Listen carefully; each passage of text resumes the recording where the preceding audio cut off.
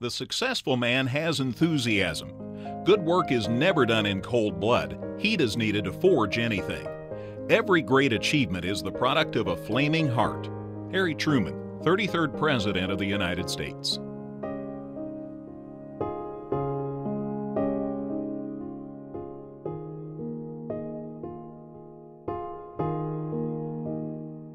The arrival of Jack Klosterman as Effingham head football coach in the fall of 1956, by many accounts, was fairly uneventful. He had been an all-state football player as a center for the Centralia Orphans in the fall of 1940 and was a member of the fabled Wonder 5 basketball team that went 44-2, capturing third place in the 1941 Illinois State Tournament.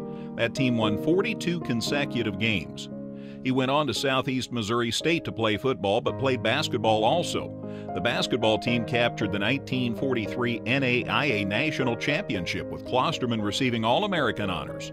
He became head football coach at St. Elmo in 1948 and coached 4 seasons, with his 1951 team posting a perfect 6-0 season. It was to be St. Elmo's only undefeated season. His overall record at St. Elmo was 19-7-1. From there, he moved on to Pana. In 2 seasons, his teams posted an 11-7 record on the gridiron. While at Pana, he also served as head basketball coach. So success for Jack Klosterman was certainly nothing new or unexpected, but nobody could have possibly conceived what was to come back in 1956. Jack Klosterman would build, shape, and even define what was to become Flaming Heart football over the next quarter of a century.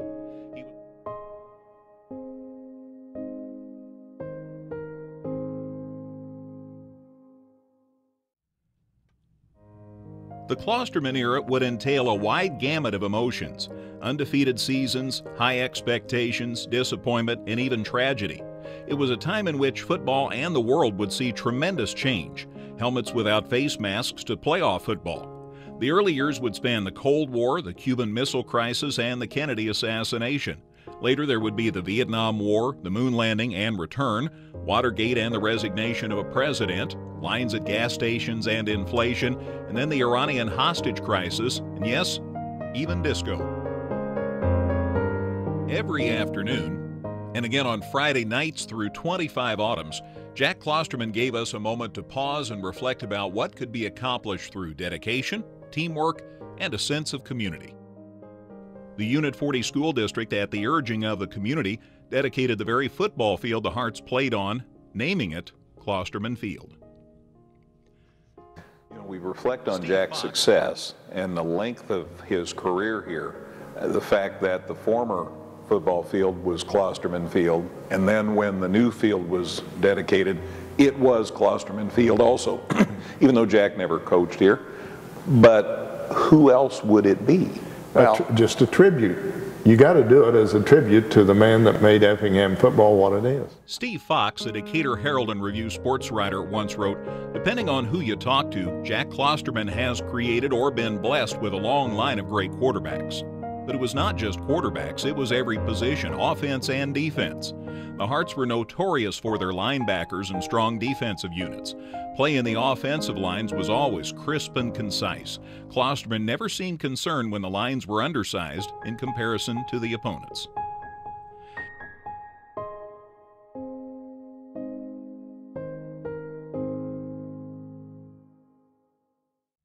It seemed every year would bring another great pass receiver. The Hearts also had the great running backs. Year after year after year, the backs kept coming. There were certainly star players, but the seamless transition from season to season would make it difficult to name all-time greats, let alone any thought of an all-time team. Jack Klosterman's style was to always give all credit to the players. The fact is, Klosterman was the only common thread through the years. He was the leader and the strategist, moving players, repositioning them much like a chess master, finding the best use of each piece at a particular moment. And while doing this, he was able to remain both a gentleman and a sportsman, rarely raising a voice. He earned and commanded the respect of players. That respect contributed to the communication between coach and player. When he spoke, the players truly listened and did what they were told. I remember what a good communicator he was. He could tell me something one time, and I guess I respected him so much that I remember in classes sometimes the teacher might have to repeat it more than once. But on the football field, when he said it, basically I once was enough. And I've always commented that he was probably one of the best communicators I ever heard, and he really didn't say much, but when he talked, it seemed to be important to me. And I think because I respected him so much. Yeah. He just, as I said earlier, he had his players in shape and demanded certain things. You know, demanded to be on time. Jack had very few rules. Be on time, you know, when I tell you to be here, play hard, you know, stay out of trouble, which back in that era, there were some guys on some of them teams, that was a tough priority for them to stay out of trouble. And I think, and he, coming into his first year, he had the nucleus of a pretty good bunch, that he built on that.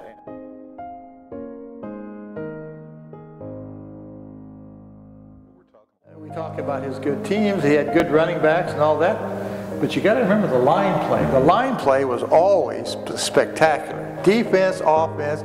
I could see some teams come in here to play Effingham, and by the end of the game, their offense was just decimated. Not dirty players, just they played until the whistle. And a lot of teams didn't really like that, but that's what they did. Very strong at linebacker. Yep. He had the kind of like linebacker you. It was just every year there was a person he would designate to be one of his linebackers that was really a strong farm kid, you know, and just knocked the crap out of people. He outworked everyone. I won't tell you that. We had the morning practice, and that was an hour. He expected you to be there and be on time and get it done.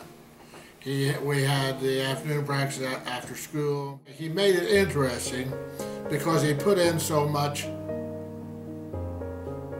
don't know what you want to call it, junk plays, trick plays, whatever. Always had the spread here, spread there, the bear spread, the hook and ladder, the this.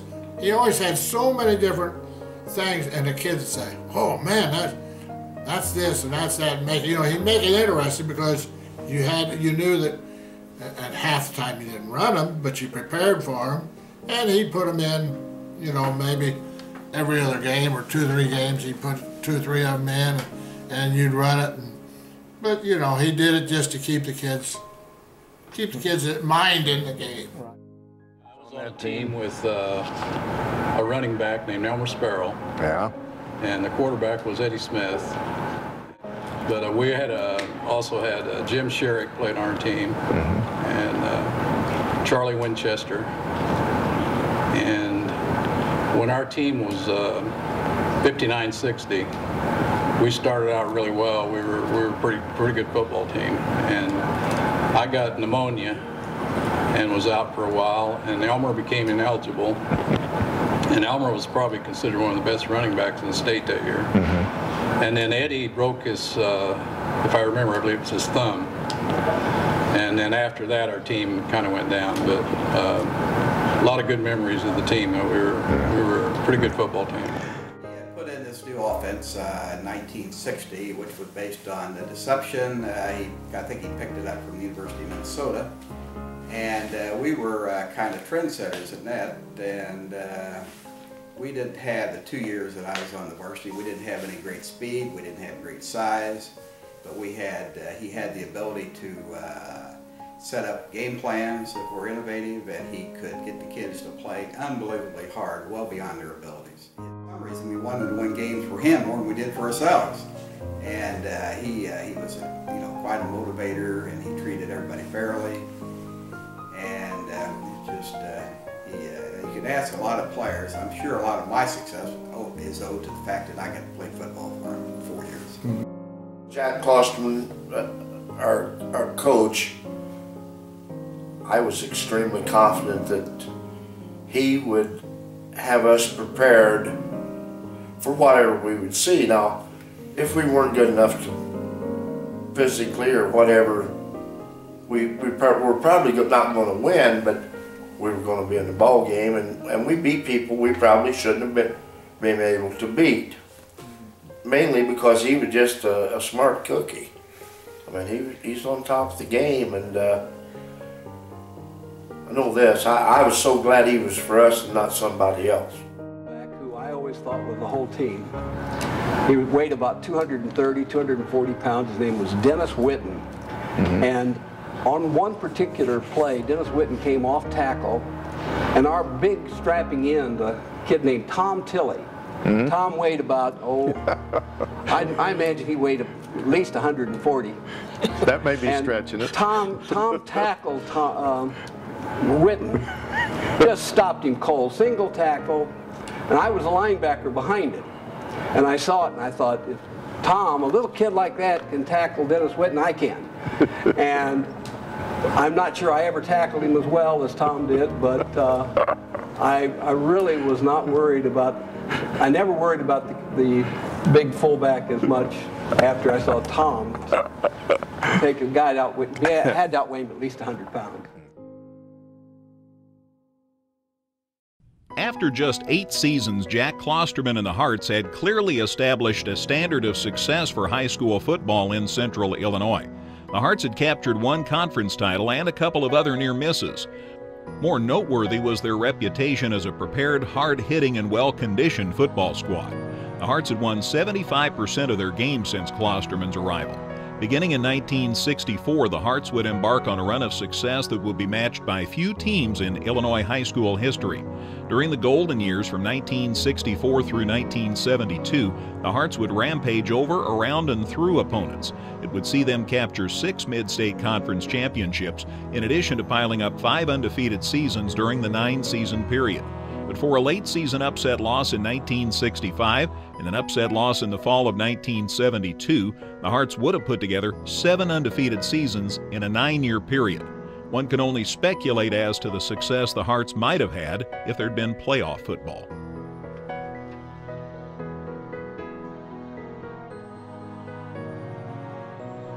How good the Hearts have done. When Jack had those 3 bang-bang seasons, undefeated, playoff time, I still think the Hearts could have gone so far down the road. There's no question in my mind, because you couldn't stop them and you couldn't score them, and that's a pretty tough combination to beat. Beginning of season of '64, the first 2 games, I believe it was Newton, and I think then maybe Hillsborough, maybe. But I know the total score after those 2 games was 66-0.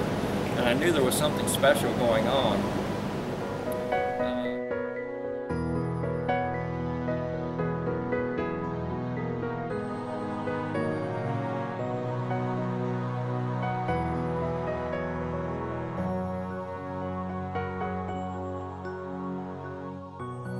The 1964 season had proven to be one of the most successful seasons ever for the Hearts. In addition to posting a perfect 8-0 record, the Hearts had piled up 192 points while allowing their opponents only 30. The bar for Hearts football had risen. Jack Klosterman was a bear of a man, okay? You, looking at him, didn't want to cross him. And he could be very imposing at times. And as a young kid growing up across the park and seeing him, I was kind of afraid of him. He kind of reminded me of John Wayne in a way, especially the way he walked, okay? But as I got to really know him, he used that. He had what they call now gravitas. He just had an aura around him, you know. And as I got to know him, there was a soft side to him. He could be tough when he had to be, and he could handle young men who needed handling. But then I think in private moments, I'll say, I think he had the soft touch and could communicate with anybody. I thank him to this day. I remember I had 2 wonderful guys blocking in front of me, Dave Duvall and John Klosterman. Yeah. And Dave was probably 190, 195 pounds. John tipped the scales at least 215 at quarterback. Alan Reed and Don Hicks and Charlie Baker were all big guys. And I remember a lot of plays like the trap play. On the trap play, you always hesitate a little bit before you run. Well, that didn't work too good either. I remember Jack Klosterman told me, he says, you're going to have to wait, count another 1, 2, and then go. So I had to hesitate just a little bit longer for these big boys to move out the line in front of me.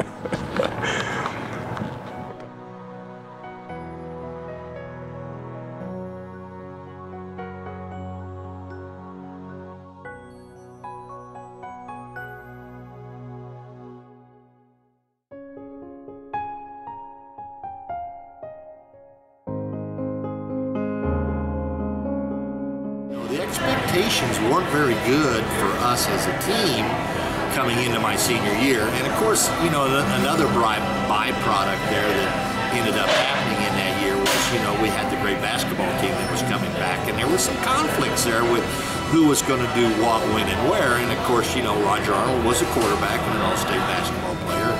Gail Lister was the tight end on the team until he got hurt middle of the year. So, you know, there was some push and pull, and you know, had Roger not got hurt towards the end of the season and we'd had to, you know, shuffle around him, I think we would have had another undefeated season instead of tying that last ball. Steve, Roger was a quarterback during his senior year, but Roger Arnold. And I remember playing a game over at Shelbyville. I call it the fog game. You couldn't see 2 feet in front of you. And we were behind going into the fourth quarter. And Steve called timeout. He and Roger came over the side, talked to Jack, and I'm standing there. And Steve tells Jack, throw the ball. Throw the ball. She says, you can't see anybody. She was split out. He says, he can't see it. He says, if he'll throw the ball in a direction, I'll catch it. Jack says, yeah. Dad, just throw the ball to him. He threw the ball 4 times, we scored.